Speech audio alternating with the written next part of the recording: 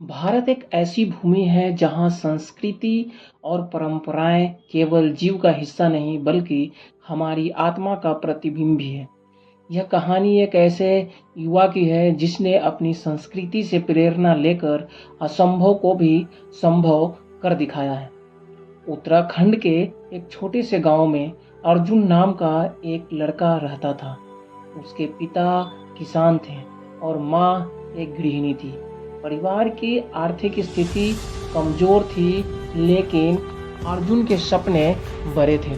वह एक वैज्ञानिक बनना चाहता था, परंतु संसाधनों की कमी और गांव के सीमित अवसर उसके रास्ते में बाधा बन रहे थे।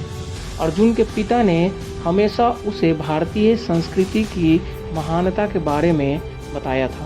उन्होंने उसे भगवत गीता, रामायण और महाभारत के प्रेरणादायक प्रसंग सुनाए। अर्जुन को विशेष रूप से अर्जुन और कृष्ण के संवाद बहुत प्रेरित करते थे। गांव के विद्यालय में अर्जुन की पढ़ाई अच्छी थी, लेकिन विज्ञान की किताबें और प्रयोगशाला की सुविधा उपलब्ध नहीं थी। जब उसने अपने सपने के बारे में गांव के लोगों से बात की तो कई लोगों ने उसे हतोत्साहित कर दिया, उसको निराश कर दिया। तो किसान का बेटा है, तेरी किस्मत हल और खेतों में लिखी है, गांव के कुछ लोग हंसते हुए कहने लगे। लेकिन अर्जुन की माँ ने उसे हमेशा यह सिखाया था कि भारतीय संस्कृति में ज्ञान को सबसे बड़ा धन माना गया है।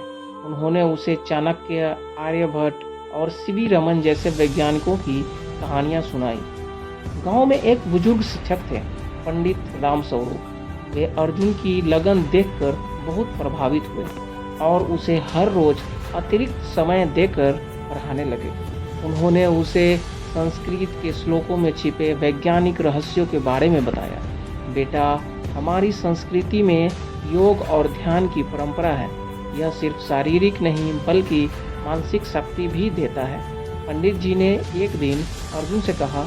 अर्जुन ने ध्यान और योग को अपनी दिनचर्या में शामिल किया। इससे उसकी स्मरण शक्ति और एकाग्रता बढ़ने लगी। जब 10वीं कक्षा की परीक्षाएं आई तो अर्जुन ने पूरे जिले में प्रथम स्थान प्राप्त किया।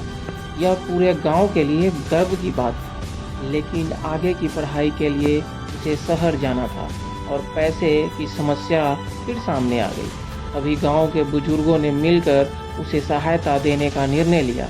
भारतीय संस्कृति में गुरु शिष्य परंपरा और समाज का सहयोग बहुत महत्वपूर्ण है।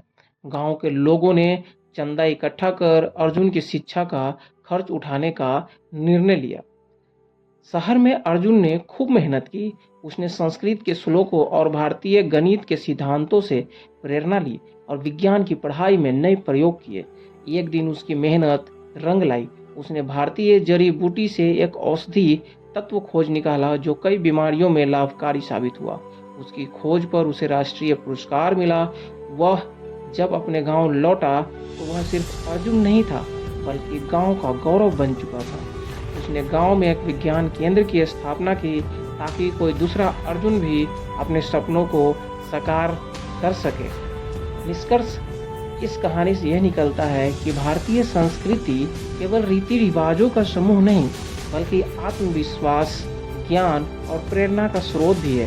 अर्जुन की यह कहानी हमें सिखाती है कि यदि हम अपने जड़ों से जुड़े रहें और अपने सपनों को पूरा करने का जज्बा रखें तो कोई भी बाधा हमें रोक नहीं सकती। संस्कृति हमारी ताकत है और आत्मविश्वास हमारी सबसे बड़ी पूंजी है।